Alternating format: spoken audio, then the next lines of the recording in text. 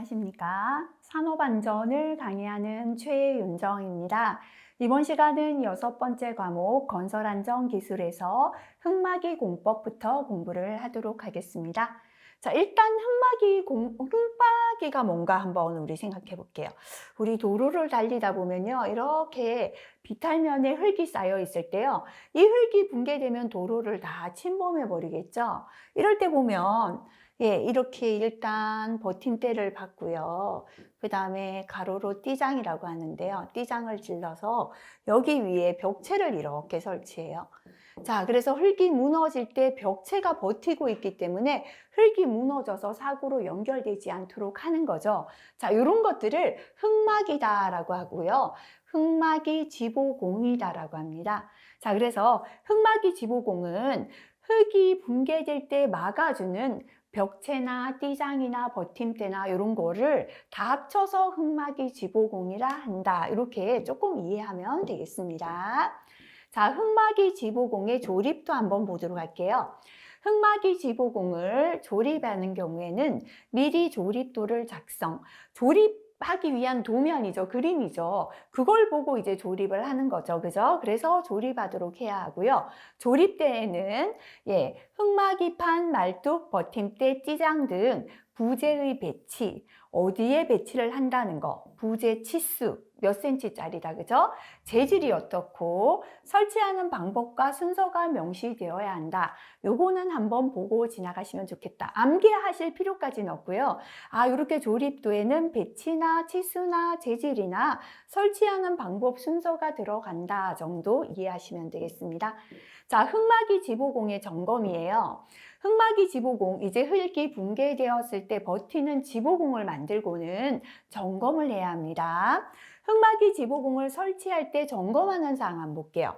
자, 요거는 저랑 같이 한번 그려볼게요. 첫 번째는 땅에 버팀대를 땅에 박아야 됩니다. 이때요, 버팀대부터 땅에 힘있게 꽉 박혀야겠죠. 이게 뭐냐면 첫 번째 기납이에요. 버팀대가 땅 속에 꽉 힘있게 박혔나 보자. 그죠? 버팀대 기납의 정도입니다. 자, 이제 버팀대가 힘있게 박혔다면 여기다가 이제 띠장이나 벽체를 이렇게 접속을 합니다. 그죠? 자, 그래서 흙막이 벽을 이렇게 만드는데요. 항상 접속하는 부분이나 부착 부분이나 교차부가 잘 틀어지기 쉽죠. 그래서 두 번째는 이렇게 접속부를 본다. 접속부나 부착했는 부분, 부착부, 교차부를 본다. 그죠? 두 번째, 부재의 접속부, 부착부, 교차부의 상태를 봅니다. 세 번째는 사용했는 재료의 부식이나 손상이나 균열이 있다면 안 되겠죠. 그죠? 이렇게 손상이나 부식이 있는지 없는지, 재료의 손상, 부식이 있나 없나 봅니다. 부재의 손상, 변형, 부식, 변이, 탈락의 유무와 상태. 너무 많으니까요. 실기에서는 부재의 손상, 변형 등의 상태 이렇게 조금 줄여도 큰 상관없습니다. 자, 그리고 세로로 이렇게 땅에 서 있는 기둥들은요. 땅이 비가 와서 패이면 치마가 되면 따라 치매가 되죠. 그러면 전체가 넘어지겠죠. 그죠? 네 번째 치마를 본다. 치마 정도입니다. 그죠? 그래서 요거는요. 그리면서 저처럼 한번 해볼게요. 흙막이 지보공. 그죠? 첫 번째 버팀대를 땅에 박았다면 첫 번째 기납을 보자. 버팀대 기납 정도. 자, 벽체를 이렇게 접속한다면 접속했는 부분이 튼튼한가 보자. 두 번째 부재 접속부, 그 다음에 부착부나 교차부 상태, 그죠? 자, 그 다음에는 사용했는 재료에 이렇게 균열이나 손상이 없나 보자. 세 번째가 부재의 손상이나 변형을 본다. 손상, 변형, 부식, 변이, 탈락 유무를 봅니다. 네 번째, 땅을 따라 침하되지 않았나 보자. 침하 정도를 본다. 이렇게 그리면서요, 생각하면 흙막이 지보공에 대한 이해도 조금 되면서 쉽게 기억이 될 것 같습니다. 자, 요거 조금 넘어가겠습니다. 가볍게 읽고 지나가시면 되겠습니다. 콘크리트 구조물 붕괴 안전 대책, 요것도 넘어가겠습니다. 스스로 한번 읽어보시면 되고요. 요거 넘어갈게요. 구축물, 시설물의 안전성 평가를 실시해야 하는 경우입니다. 자, 구축물이나 이와 유사한 시설물이 다음 각 호 어느 하나에 해당될 때 안전진단 등 안전성 평가를 해서 근로자에게 위험을 미칠 위험성을 미리 제거해야 한다. 우리가 왜 태풍이 오거나 하면요, 어떤 구축물은 뉴스에도 나오죠. 안전성 평가를 했다. 뭐 이런 거 나오잖아요. 그죠? 언제 구축물이나 시설물이 언제 안전성 평가를 실시해야 되는가? 안전성 평가를 실시해야 하는 경우 한번 보겠습니다. 간혹 시험에 나옵니다. 자, 첫 번째는 구축물 또는 이와 유사한 시설물의 인근에서, 주변에서요, 굴착이나 항타 작업, 땅을 파거나 말뚝을 박을 때는 진동이 생기잖아요. 그죠? 인근에서 굴착이나 항타 작업 등으로 침하나 균열이 발생하여 붕괴 위험이 예상될 때 해야 합니다. 두 번째, 구축물 또는 이와 유사한 시설물의 지진, 동해, 부동침하 등으로 균열이나 비틀림이 발생됐을 때, 지금 지진이 생겼거나 땅이 침하되면서 이 시설물이 균열, 비틀림이 생겼을 때 안전성 평가합니다. 구조물, 건축물 그 밖의 시설물이 자체의 무게, 적설, 풍압, 눈이 너무 많이 오거나 바람이 세게 불어도 붕괴될 수 있잖아요. 그죠? 자, 또는 그 밖에 부과되는 하중으로 붕괴 위험이 있을 때 해야 합니다. 네 번째, 화재 등으로 구축물 또는 이와 유사한 시설물의 내력. 시설물의 내력은 시설물이 견디는 능력, 그죠? 불이 나버리면요, 건물이 붕괴되지 않고 불에 다 안 타더라도 일단 철근 같은 게 강도가 저하되어 버립니다. 그래서 이렇게 화재 등으로 시설물의 내력이 심하게 저하되었을 때고요. 오랜 기간 사용하지 아니하던 구축물이나 시설물을 재사용하게 되어서 안전성을 검토해야 될 때, 그 밖에 잠재 위험이 예상될 경우에 안전성 평가를 해야 합니다. 다시 한번 볼게요. 자, 시설물의 인근에서 굴착이나 항타 작업으로 붕괴 위험이 예상될 때, 두 번째는 지진이나 동해나 부동침하 등으로 균열 비틀림이 발생했을 때, 세 번째는 자체 무게나 적설, 풍압, 부과되는 하중 등으로 붕괴 위험이 있을 때, 네 번째는 화재 등으로 시설물의 내력이 심하게 저하되었을 때, 다섯 번째는 오랜 기간 사용하지 않던 구축물을 재사용하게 되었을 때, 그 밖에 잠재 위험이 있을 때 안전성 평가를 실시해야 한다. 그죠? 자, 넘어가서 터널의 계측 관리 사항 한번 보겠습니다. 터널을 어디를 계측해야 되는가인데요. 우리 터널을 한번 그려놓고 생각할게요. 터널 이렇게 되어 있잖아요. 그죠? 자, 일단 천정이라고 하잖아요. 그죠? 이 부분이에요. 천정 부분이 침하되지 않았나 측정해야 됩니다. 그죠? 첫 번째 천단 침하 측정이 되겠습니다. 두 번째는 내부 공간이죠. 내공. 값들의 여러 가지 변이, 내공 변이 측정입니다. 내부 공간에서 여러 가지 값이 변화되지 않았나 보고요. 세 번째가 이겁니다. 지중이나 지표에서 침하되지 않았나. 이게 땅속으로 그죠? 지중이고 지표가 침하되지 않았나. 지중이나 지표 침하를 측정합니다. 지중 지표 침하 측정. 실기 나오면 보통 세 가지이기 때문에요. 요거는 필기보다는 실기 출제되었거든요. 이렇게 세 가지가 쉽겠죠. 그죠? 천정 부분이 침하되지 않았나? 천당 침하 측정. 내부 공간 값의 변이를 측정하는 내공 변이 측정, 지중이나 지표에서 침하되지 않았나 측정하는 지중 지표 침하 측정이고요. 두 가지 더 추가하자면 우리가 터널의 입구를 가보면 이렇게 앞에 콘크리트를 쳐놨잖아요. 입구가 붕괴되지 말라고. 이게 뿜어 붙이는 콘크리트, 쇼크리트라고 합니다. 응력을 측정합니다. 그리고 위에 굴러떨어지는 암석, 바위가 있다면 볼트로 지중해 체결을 해요. 요거를 록볼트라고 합니다. 록볼트의 충력 측정까지 하면 5가지 되겠습니다. 자, 네, 여기에서 요거 잠시 한번 보고 지나갈게요. 네. 깊이 10.5m 이상, 그죠? 10.5m 이상의 굴착 작업을 할 때 계측 기기입니다. 우리가 깊이가 10.5m 이상 되는 땅을 파는 굴착을 할 때는요, 수위계, 그죠? 물이 얼마만큼 있는가. 물이 있으면 붕괴가 되니까요. 경사계, 하중 및 치마계, 응력계가 필요합니다. 10.5m 이상 굴착계는 수위계, 경사계, 하중 및 치마계, 응력계다. 그죠? 금방 우리가 터널을 계측하는 사항에 대해서 공부했는데요. 시험에 터널을 계측하는 장치를 적어라 한다면 첫 번째 천단 치마 측정하는 측정계를 붙이면 됩니다. 내공변이 측정하는 측정계, 지중이나 지표 치마를 측정하는 측정계가 되고요. 록폴트 충력 측정계, 쇼크리트 응력 측정계를 붙이면 계측 장치가 되겠습니다. 자, 록폴트라는 건 좀 전에 제가 설명을 드렸지만 안반, 바위에 정착해서 지반을 일체화나 보강하는 목적, 안반을 지반하고 일체화시킨다. 볼트를 체결하는 거죠. 예, 볼트 모양의 부재를 뜻합니다. 암질, 그죠? 암질을 판별하는 기준인데요. RQD, RMR 두 개 들어갑니다. 이게 뭐다라는 것까지 필요는 없고요. 필기용입니다. 탄성파를 보내서 속도를 재는 탄성파 속도, 진동을 보내서 속도를 재는 진동치 속도, 비슷한 거 두 가지, 그죠? RQD, RMR, 탄성파 속도, 진동치 속도, 1축 압축 강도입니다. 근데 이게 시험에 가면요, 3축 압축 강도 이렇게 나오는데요. 아예 요거 틀렸다 이렇게 표기하고 지나가겠습니다. 낙반에 의한 위험 방지인데요. 요거는 필기보다 실기입니다. 낙반은 굴러 떨어지는 돌이에요. 터널 등 건설 작업에서 이렇게 굴러 떨어지는 낙반이 있을 때 어떠한 조치를 해야 되는가, 그죠?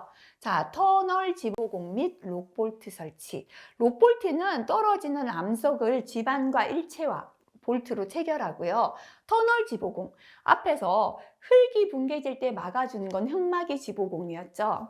터널 공사를 할 때 굴러떨어지는 돌이나 흙을 막아주는 게 터널 지보공입니다. 그래서 터널 공사에서 낙반에 대한 위험을 방지하기 위하여 터널 지보공이나 록볼트를 설치하고요. 두 번째는 부석의 제거. 부석은 흔들거리는 돌이에요. 작업 전에 굴러 떨어질 것 같은 돌은 미리 제거하는 게 좋다. 그죠? 이렇게 두 가지가 되겠습니다. 자, 나머지 스스로 한번 읽어보시고요. 네, 요것도 한번 읽어보시면 되겠습니다. 자, 여기에서 요거 볼게요. 자동경보장치입니다. 요 자동경보장치는 뭔가 하면요. 우리가 터널을 굴착하기 위해서 땅을 굴착하다 보면 인화성 가스가 땅속에 존재할 수가 있죠. 이렇게 인화성 가스가 존재해서 폭발이나 화재가 발생할 위험이 있는 경우에는 인화성 가스 농도의 이상 상승을 조기에 파악하기 위하여 자동 경보 장치를 설치합니다. 그래서 가스 농도가 정상보다 높으면 삐에서 지금 땅속에서 가스가 발생되고 있다는 걸 알려주는 거죠. 이게 자동 경보 장치예요. 자, 그렇다면 이 자동 경보 장치는요, 어떤 기능이 있는가 하면 첫 번째는 가스를 검지하겠죠. 그죠? 농도를 검지해서요. 이 가스 농도가 정상보다 높을 때는 자동 경보해야 돼요. 그죠? 요 기능을 두 가지를 갖고 있는 거다 보시면 되겠죠. 자, 그래서 요 자동 경보 장치는요, 작업 시작 전에 이상이 있나 없나 점검해야 합니다. 작업편까지도 출제됩니다. 자동 경보 장치의 작업 시작 전 점검 사항입니다. 첫 번째는 크게요. 기계에 전원이 들어오며 작동하고 있는가 볼게요. 계기의 이상 유무. 자, 이제 기계가 작동하고 있다면 가스를 검지할 수 있어야 되잖아요. 그죠? 검지부의 이상 유무. 가스 농도를 검지해서 이상이 있다면 경보할 수 있어야 되겠죠. 경보장치의 작동 상태, 이렇게 세 가지입니다. 자동 경보장치의 작업 시작 전 점검사항, 계기의 이상 유무, 검지부의 이상 유무, 경보장치의 작동 상태, 이렇게 세 가지가 되겠습니다. 자, 가스 제거, 용접 등 작업 시의 조치 한번 읽어보시면 되겠습니다. 자, 터널 작업할 때 방화 담당자 업무, 소화 설비, 작업 중지. 예, 요 읽어보시고요. 자, 터널 지보공의 조립도. 앞에서 우리가 흙막이 지보공도 조립도를 작성해야 된다 했는데요.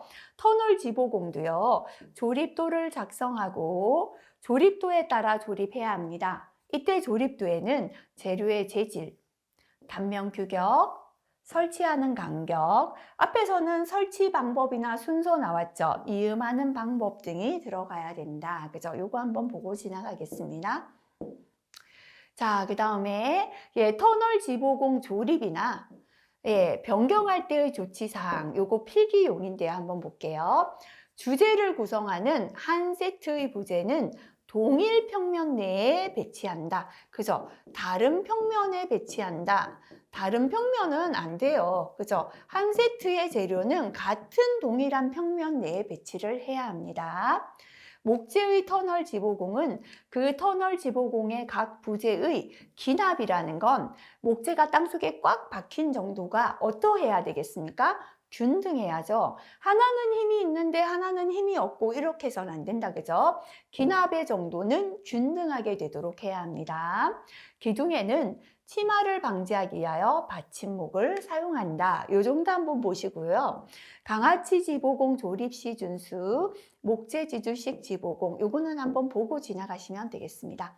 자, 그 다음에 터널 지보공도 설치하면 앞에서 흑마기 지보공처럼 설치하고 점검을 해야 합니다. 어떤 내용인가? 앞에서 우리 터널 지보공 생각하면서 다시 한번 해볼게요. 첫 번째는 버팀대를 땅에 박았죠. 첫 번째 뭘 봤죠? 기납을 봤다 했죠. 그죠? 터널 지보공도 동일하게요. 첫 번째 부재의 기납의 정도. 흑마기 지보공은 버팀대 기납 정도. 버팀대를 부재라 해도 큰 문제는 없겠죠. 그죠? 자, 이렇게 기납을 봤다면 여기에 이제 벽체를 접속합니다. 그죠? 항상 접속했는 부분이나 부착부나 교차부, 이 접속부가 튼튼한가 보는 게 두 번째 봤습니다. 그죠? 그래서 터널 지보공도요. 두 번째는 부재 접속부, 교차부의 상태를 봅니다. 자, 이렇게 접속부가 튼튼한다면 세 번째는 사용했는 재료에 부식이나 손상이나 그죠? 변형이나 부식이 없는지 봤죠. 그죠? 손상, 변형. 요게 세 번째였잖아요. 그래서 부재의 손상, 변형, 부식, 변이나 탈락의 유무를 본다. 같죠, 그죠? 마지막이 땅에 수직으로 서 있는 기둥은 땅을 따라 침하되지 않았나 확인하자. 이렇게 네 가지였거든요. 네, 기둥의 침하 유무 및 상태. 그래서 결국은요, 터널 지보공이나 흑마기 지보공, 그죠? 설치하고 점검하는 사항은 동일하다. 이렇게 보시면 되겠습니다. 첫 번째 부재의 기납, 두 번째 부재 접속부, 교차부의 상태. 세 번째는 부재 손상이나 변형이나 부식이나 변이, 탈락의 유무. 네 번째는 침하의 유무를 본다. 그죠? 자, 실기까지 잘 나오니까요. 암기하시고 넘어가시면 좋겠습니다. 나머지 또 스스로 보시고요. 발파 작업 넘어가겠습니다. 이제 터널을 공사하다 보면 화약을 발파하는 경우가 많죠. 이때 발파 작업할 때 관리 감독자는 어떠한 직무, 역할을 해야 되는가가 되겠습니다. 자, 일단 발파하기 위하여 화약에 점화를 하기 전에요. 점화 전에 점화 작업에 종사하는 근로자가 아닌 사람, 점화하는 사람은 하는 수 없이 점화하려고 있어야 되지만 아닌 사람 뭐 해야 되겠습니까? 대피하라 지시해야 합니다. 두 번째, 점화 작업에 종사하는 근로자. 점화 근로자에게도요, 점화만 하고 거기 있어서 안 되죠. 점화가 끝나면 이 장소로 대피하라. 이렇게 대피 장소나 경로를 지시해야 됩니다. 자, 그리고 점화하기 전에 위험구역 내에 근로자가 대피한 것을 확인해야 돼요. 점화하기 전에 대피하라고 지시는 했지만 점화하기 전에 다시 한번 전부 다 대피했나 확인하는 것도 관리 감독자 해야 됩니다. 자, 그 다음에 점화 순서, 방법을 점화하는 근로자한테 지시해야 돼요. 이 순서대로 이 방법으로 점화하라 지시하고요. 자, 점화하라는 신호도 보내야 됩니다. 점화하라고 신호 보내고 점화 작업에 종사하는 점화 근로자에게 대피 신호, 점화 신호를 줬다면 대피하라 신호도 관리 감독자 가 해야 하고요. 발파 후에 터지지 않은 장약이나 남은 장약의 유무, 그죠? 화약을 한번 발파했는데 터지지 않은 장약이 남아서 나중에 터질 수 있으니까 이렇게 터지지 않은 장약이나 남은 장약이 있는지 용수의 유무, 암석 토사의 낙하 여부를 점검해야 합니다. 자, 그리고 누가 점화하겠다? 점화하는 사람을 정하는 것도 관리 감독자 역할이고요. 공기압축기 사용한다면 공기압축기는 압력을 빼내는 안전밸브, 그죠? 작동하는지 유무를 점검하고 작업자들이 안전모 등의 보호구를 착용하고 작업하는지 보호구 착용 상황을 감시하는 역할을 발파 작업할 때의 관리 감독자가 해야 한다라는 내용입니다. 자, 발파하는 작업의 기준인데요. 필기에 한 번씩 나옵니다. 얼어붙은 다이너마이트. 이제 화약으로 다이너마이트를 쓰는데요. 이게 얼어 있어요. 화기에 접근하거나 고열물에 직접 접촉해서는 안 되겠죠. 얼어 있지만 화기에 접촉해서 갑자기 그 폭발하면 안 되니까요. 화기나 고열물에 직접 접촉시키는 등의 방법으로 용해하지 않아야 된다라는 겁니다. 화약이나 폭약을 장전할 때는 그 부근에서 화기를 사용하거나 흡연을 하지 않아야 된다. 당연하죠, 그죠? 화약이나 폭약 장전 시에는 화기나 흡연하지 않아야 되고요. 장전구는 마찰, 충격, 정전기 등에 의한 폭발의 위험이 없는 안전한 것을 사용한다. 장전구라는 건 화약을 이제 요 장소에 이렇게 고정을 딱 시켜야 되잖아요. 그죠? 이때 쓰는 장전구는 이것 자체가 폭발해서 안 되죠. 폭발의 위험이 없는 안전한 걸 쓰고요. 발파공의 충진 재료는 여기 화약이 있다면 화약을 이 자리에 묻기 위하여 이 화약을 묻을 때 사용하는 재료인데요. 보통은 점토나 모래를 씁니다. 왜냐하면 불이 안 붙죠. 화약만 불 붙어서 폭발해야지 이 장전구나 충진했는 재료에 불이 붙어서는 아니 되잖아요. 그래서 충진 재료는 점토나 모래 등 발화성, 인화성의 위험이 없는 재료를 씁니다. 실기에 넘어가면요. 화약 발파공의 충진 재료를 두 가지 적어라. 점토, 모래가 되겠죠. 화약 발파공의 충진 재료로 적합한 재료를 적어라 한다면 적합한 것을 설명하라 한다면 점토나 모래 등 발화성, 인화성 위험이 없는 재료를 사용한다. 이렇게 이 부분 좀 봐주시면 좋겠습니다. 자, 5번에 점화 후 장전된 화약류가 폭발하지 아니한 때 또는 장전된 화약류의 폭발 여부를 확인하기 곤란한 때에는 다음 항목의 사항을 따라라. 전기 내관에 의한 경우는 전기 스위치를 가지고 화약을 점화시키는 거예요. 그죠? 자, 이때는 발파 모선을 점화기에서 떼어서 그 끝을 단락시켜 놓는 등 재점화되지 않도록 조치하고 그때부터 몇 분이죠? 5분 이상 경과한 후가 아니면 장전 장소에 접근시키지 않도록 하라. 자, 전기로 발파를 했잖아요. 다시 이게 발파되지 않은 게 다시 발파가 될 수 있기 때문에 최소한 5분이 지나고 그 장소에 접근해야 된다라는 겁니다. 전기 내관 외 요거를 도화선 발파라고도 시험에 나옵니다. 그죠? 전기가 아닌 불이 붙어 있는 도화선으로 발파하는 경우 전기 내관 외입니다. 에 의한 경우에는 점화한 때부터 몇 분, 15분 이상 경과한 후가 아니면 화약류의 장전 장소에 접근시키지 않도록 하라. 전기 내관에 의한 발파는 5분이고요. 전기 내관이 아닌 도화선 발파는 15분이 경과하고 다시 그 장소에 접근하라 라는 게 되겠습니다. 전기 내관에 의한 발파의 경우 점화하기 전에 화약류를 장전한 장소로부터 괄호 얼마죠? 30m 이상 떨어진 안전한 장소에서 도통시험을 하라.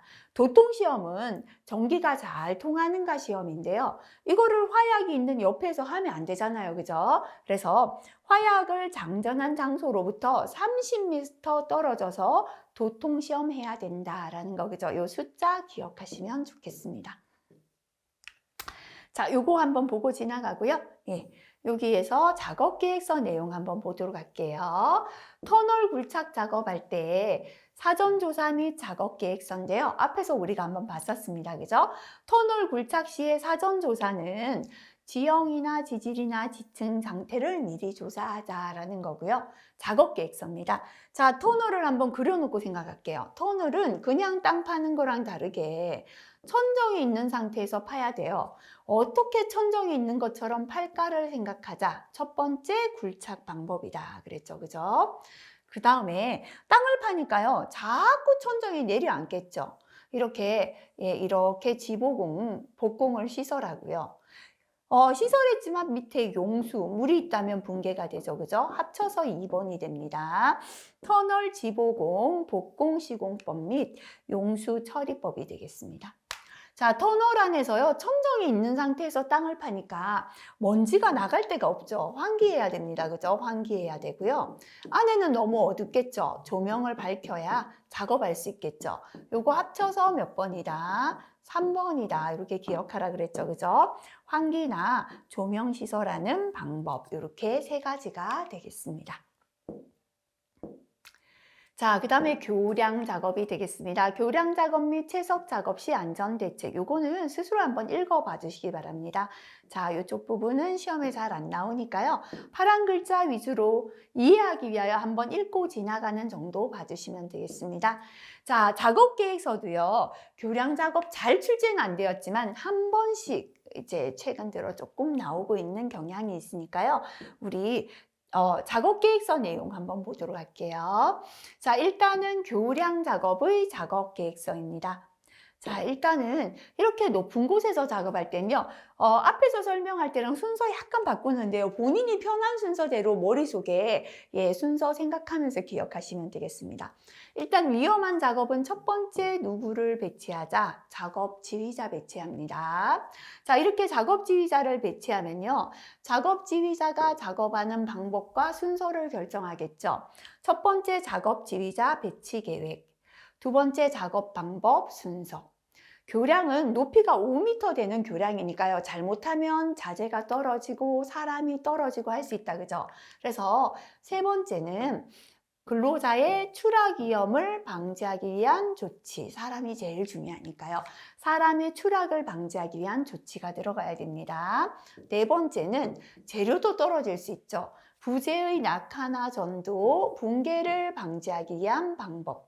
실기 넘어가면 4가지 이상 잘 안 나와요.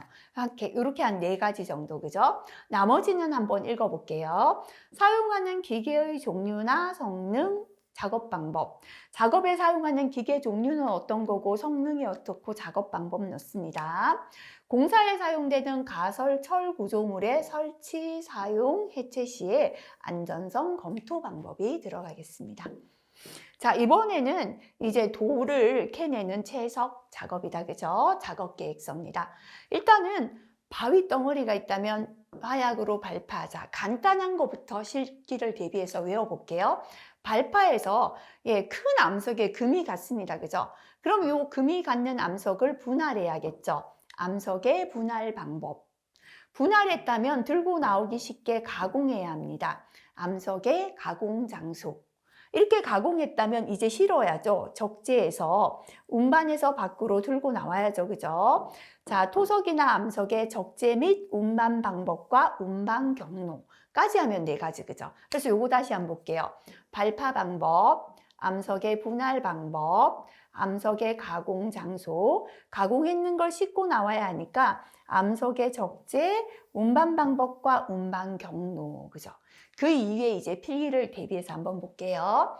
자, 채석 작업도 노천 굴착이 있고 갱내가 있겠죠.